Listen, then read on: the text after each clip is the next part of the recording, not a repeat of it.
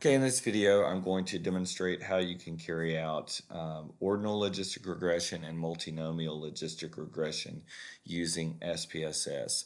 The data set that I have open was downloaded from the companion website from Tabachnik and Fidel's book using multivariate statistics.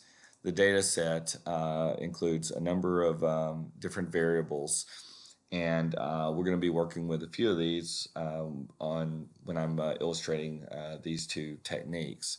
Multinomial logistic regression is utilized in those cases where you have multiple outcome levels on the dependent variable, essentially representing different groups. And there is no rank ordering in terms of the characteristic that is being studied. So for instance, if I want to predict religious affiliation, for instance, like right here, we have a variable called religion in our data set with values of 1, 2, 3, and 4 for none, Catholic, Protestant, and Jewish, and I want to predict the likelihood of falling into one of these categories relative to others, then I could use multinomial logistic regression. If my outcome variable is ordered in terms of category membership, and it's reflecting a rank ordering on some characteristic that I'm trying to predict, then in that case, I would use an ordinal logistic regression. So in this data set, I've got a variable which is I've recoded an original socioeconomic status variable into an ordinal variable representing low, medium, and high levels of socioeconomic status. Now, ordinarily, you wouldn't want to take a scale variable and sort of chop it up in this kind of way, but this is just to demonstrate the use of the procedure. So that's why we're going to use this variable as our outcome variable. So let's start off with a multinomial logistic regression. How do we do this? Well, to do this, we're going to go to Analyze, Regression, and Multinomial Logistic. We'll click on that option. And so this is the model that I've sort of been playing around with. And so I'll walk you through actually setting it up. So the first thing we're going to do is we're going to move religious affiliation over to the dependent box. And then we'll move age over to the covariance box, locus of control, which is this variable right here, and then years of schooling, which is our education level variable. So we'll move it over here. So in this case, we're going to treat all of these variables as scale. If I had a dummy variable that I wanted to include, I would put it down in the covariance box. If I happen to have a variable that I wanted to treat as a factor variable, then I can move it over to the factors box. And the program would basically take care of the dummy coding for you. That's not one of my preferences. I tend to prefer just to do it myself. So most of the time I end up using the covariance box. Now the reference category, if you click on this button, you establish one group that is a baseline or reference category that you're comparing against all the remaining groups. So right now, based on the coding system, the religious affiliation Jewish would be treated as the baseline category or reference category because it's set to last, and that was the group that was coded for. I'm going to actually change this to the first, which is going to represent the none or no religious affiliation group, and then compare the Catholics, Protestants, and Jewish against the no religious affiliation group. So so it's really kind of up to you as to what reference category you want to utilize. But in this particular demonstration, it just makes a little bit more sense for me to compare the nuns versus each of the other groups. So we'll go with that. Now then, under model, I actually have the option of, if I leave it on main effects, what's going to happen is it's going to run the regression with these predictors already set. If I wanted to do something like forcing an entry or utilizing some type of stepping process, then I would click on custom stepwise, and then I have options here to do that. I can just move these over here. Let me move this out. I have to change this to main effects. and I can move these over to this box, and then there are various stepping options that are available. I'm not going to do that in this particular video. I'm just going to leave it on main effects so that I just get the basic model. I'll click on continue. Under statistics, you have a number of different possibilities here. And I'll just go ahead and click on goodness of fit. If I want the classification table, which typically I do, I'll click on that as well. And really, that's about all I'm going to bother clicking on in this particular case. So I'm going to click on OK. And so now I get various pieces of output. So you'll notice that I get a case processing summary. You can see that we had 76 folks who identified as none or other, 118 as Catholic, 171 as Protestant, 92 as Jewish. The model fitting information that you have right here, this is basically a likelihood ratio chi-square test. Very much, basically the same test that you have, or similar tests that you have in the context of binary logistic regression, where you're testing the fit of your model with the full complement of predictors relative to a null model with no predictors. So if this test is indicating statistical significance, then that indicates that you have a significant improvement in fit of your model relative to a baseline null model with no predictors. So in this case, that looks to be the circumstance. So we have significant improvement in fit of our model relative to a null model. These goodness of fit tests right here, these are both chi-square tests, and these provide additional information concerning the overall fit of the model. If these are non-significant, as they are right here, that would also be an indicator of good model fit. And so, basically all three of our tests are indicating good model fit to the data. Keep in mind, though, it's not always going to be the case that all three of these tests will agree. So it is possible that you can have a situation where you have some disagreement between these different global tests of fit. Next, we have the pseudo R-square values. These are basically rough analogies to the R-square that we have in the context of least squares regression. In the Tabachnik and Fidel book, they actually suggest that McFadden's might be a good one to interpret, and they suggested kind of a rule of thumb. Values that are at least in the range of 0.2 to 0.4 would be an indicator of good fit to the data. So you could just basically consider this rule of thumb to indicate that values above 0.2 would be consistent with more of a good fitting model. So these are really more descriptive indices, and they're a little bit tricky to interpret because they're not computed in exactly the same way as least squares, the R-square and least squares regression. So just kind of keep that in mind. You could kind of think about these as rough analogies to the least squares R-square value. Under parameter estimates, you'll notice that we get we have a single baseline category, which is you'll see down here it says reference category is none or other. So essentially, what we're doing is we're comparing each category, Catholics, Protestants, and Jewish, relative to the none or other group. So what that translates into is that we have a set of parameter estimates for each comparison. So you can see we have age, locus of control, years in schooling, predicting whether a person falls into the Catholic group versus the none or other group. And so you can see right here that the coefficients represent the predicted change in log odds of membership in the target group. The target group would be the non-reference category. So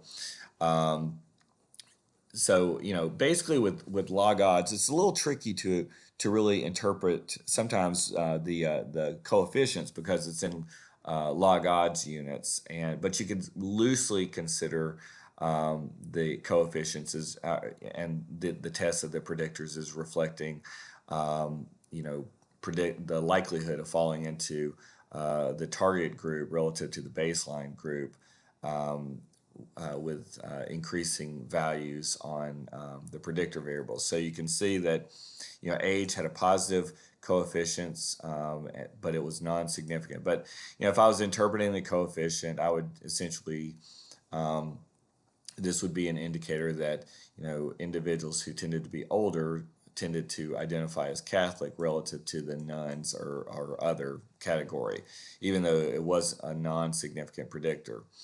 The locus of control was positive as well. So folks that tended to indicate a higher level of locus of control tended to identify more as Catholic relative to the nuns. But again, that was non-significant. Years of schooling, you can see that was negative. So more years in schooling was associated with less identification with the Catholic group as opposed to the nuns, and that was statistically significant. You can also pay attention, so the coefficients, the direction of the coefficient gives you some idea about, the likelihood of falling into the target group relative to the baseline or reference category. Also, this column right here contains odds ratios, which is essentially reflecting the change in odds concerning group membership for every 1 unit increase on the predictor variable. So values that would be greater than 1 would indicate really increasing likelihood of falling into in this case, the target group, Catholic, versus the non-target group, the none category. Values that are less than 1 would indicate a greater likelihood of falling into the none category in relation to the Catholics. So that's essentially, so you can see right here that was the case here, whereas the likelihood of falling into the Catholic group was higher with increasing levels of age and locus of control. Nevertheless, those were non-significant predictors, whereas education was. So you have to keep in mind the significance related to the predictors. In terms of the confidence interval, basically the null is an odds ratio equal to 1. So if 1 falls between the lower and the upper bound, then that would be an indicator that you have a significant predictor. If it falls outside that range, the lower and upper bound, as we see right here, then that would indicate that you have a significant predictor. So when we look at Protestant, you can see down here age was a significant positive predictor of the likelihood of falling into the Protestant group as opposed to the baseline group, which was the none group. And you can see the odds ratio was greater than 1, so there you go. You can see locus of control was a negative predictor, but was not statistically significant. In years in schooling, that was a negative predictor as well, and you see that was significant. So basically, individuals who were indicating more years of schooling were less likely to identify with being Catholic or Protestant, and more likely to identify as falling into the none category. Jewish group compared to the nuns, you can see that age was not a significant predictor in the model. Locus of control was a significant positive predictor. So in other words, individuals who identified as being higher in locus of control also tended to indicate with a greater likelihood of being Jewish as opposed to falling into the none category. And then years in schooling was not related.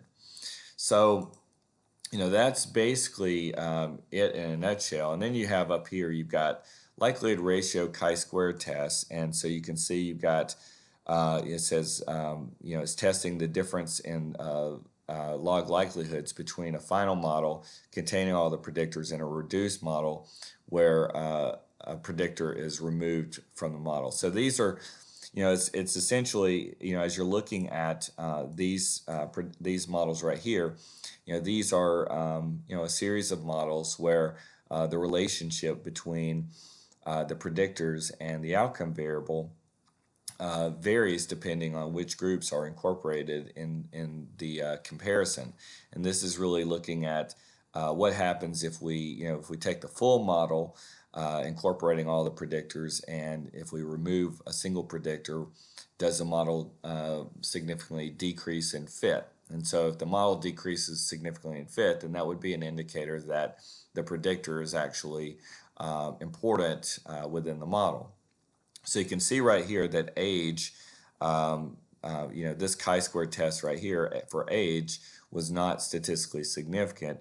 So age, appeared to not be contributing all that much to the model fit, although it did help to discriminate between the non-baseline category and the Protestants.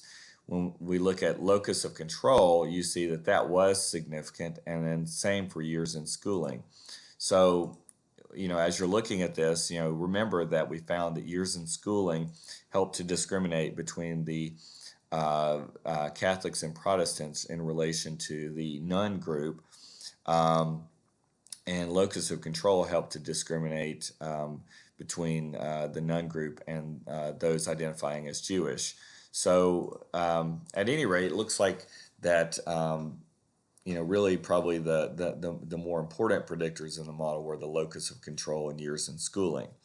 So that's essentially the multinomial logistic regression in SPSS. The other option that I wanted to show you really quickly was ordinal logistic regression. And like I said, ordinal logistic regression is utilized when you have an ordered dependent variable. So in other words, the levels represent an ordered rank system in terms of the characteristic that you're looking at. So I've got SES, basically it's a recode of this variable right here into low SES, medium SES, and high SES for groups 1, 2, and 3. You typically don't want to recode or kind of chop up a scale variable into ordered ranks unless there's some rationale for it. But a lot of times, like for instance, if I'm doing survey research, I may ask a group of I may ask on my survey about socioeconomic status and have a person give respond to low, medium, and high, in which case there's no chopping up of any kind of continuous variable, but just reflecting sort of a perception of a rank ordering of values. So you can use you could use it either way, of course. Also, there's no stipulation that you have to have 3 or more categories on the dependent variable. You could have 2 rank ordered categories, in which case you could do the more formal ordinal logistic regression, or you'd get basically the same thing if you did a binary logistic regression. So either option is available. So in this demonstration, we're going to use age, locus of control, and the years in school variable for education level as predictors of socioeconomic status using ordinal logistic regression. So we'll go to Analyze Regression, and then go down to Ordinal. And you can see right here, I've already been playing around with it, but I'll just kind of walk you through to give you sort of a real-time demonstration. There's the SES variable, age, years of schooling, and locus of control that's being included in the covariates box. Under options, you're probably not going to do anything really there. Under output, I'll click on tests of parallel lines, and really at this point I'm just going to stick with that. And then I will click on OK to get the output. So you'll notice you get your model summary table right here. So 1, 2, and 3 is reflecting membership in the low, medium, and high socioeconomic status levels. Model fitting information, you have the chi-square likelihood ratio chi-square test, which is basically, again, testing whether the model that includes the predictors represents a significant improvement in fit over a null model. And so we see that that appears to be the case. The Pearson chi-square and deviance chi-square tests are both non-significant for these are additional global goodness of fit tests, pretty much like what we were doing before with respect to the multinomial logistic regression. So if these values are non-significant, that's indicating that the model fits the data well. And as I said before, all these tests don't necessarily all agree. So you just have to kind of keep that in mind when you are looking at or interpreting your results. Then we have the pseudo R-square with McFadden's, and so pretty much kind of like the previous model with the multinomial logistic regression. It's on the low side relative to those rules of thumb that Tabachnik and Fidel discussed. Now, under parameter estimates, you'll notice that remember we have three groups. We have essentially the low group, which was coded 1. Medium group, which was coded 2, and then the high group, which was coded 3. And previously when we ran the multinomial logistic regression, we had a regression each time. We had essentially we had our nuns, we had our Catholics, we had our Protestants, and we had our Jewish group, and we were comparing each of these groups in relation to the nuns. In terms of religious affiliation. And in this particular case right here, we're not comparing each individual group relative to a baseline category like we did before. And the basic idea is that because this represents a rank ordering on our characteristic, then the basic idea is that we're essentially assuming a common set of parameter estimates throughout the levels within our model. So we have essentially sort of threshold estimates, and then most importantly are the are our regression coefficients for each of our parameters or each of our predictors in the model.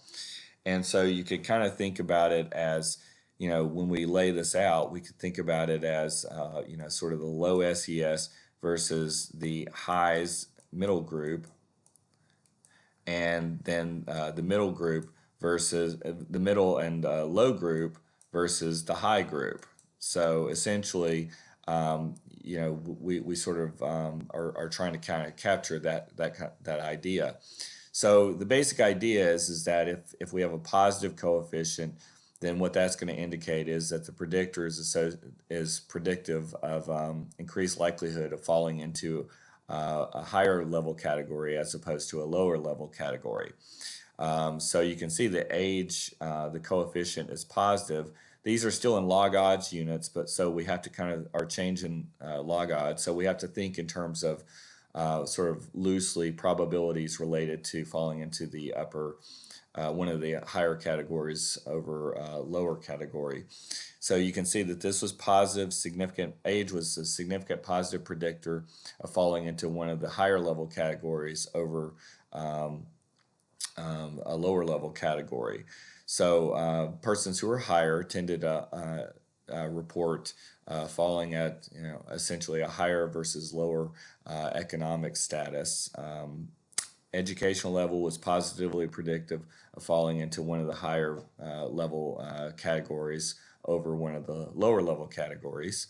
And then control was negatively related, but it was non-significant. So as you can see, it looks like that age and educational level were both significant predictors in the model. So you could pretty much interpret this to mean, again, that individuals who tended to report being older and having more education also tended to fall into one of the higher categories on socioeconomic status as opposed to one of the lower categories.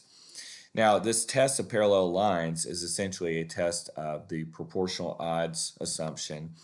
And essentially, the basic idea is that we are testing whether the relationships between our predictor variables and the likelihood of falling into one of the higher versus lower groups is consistent across the ranks on our dependent variables. So if this is non-significant, then that would indicate to us that indeed we're meeting that assumption, and that's a good thing.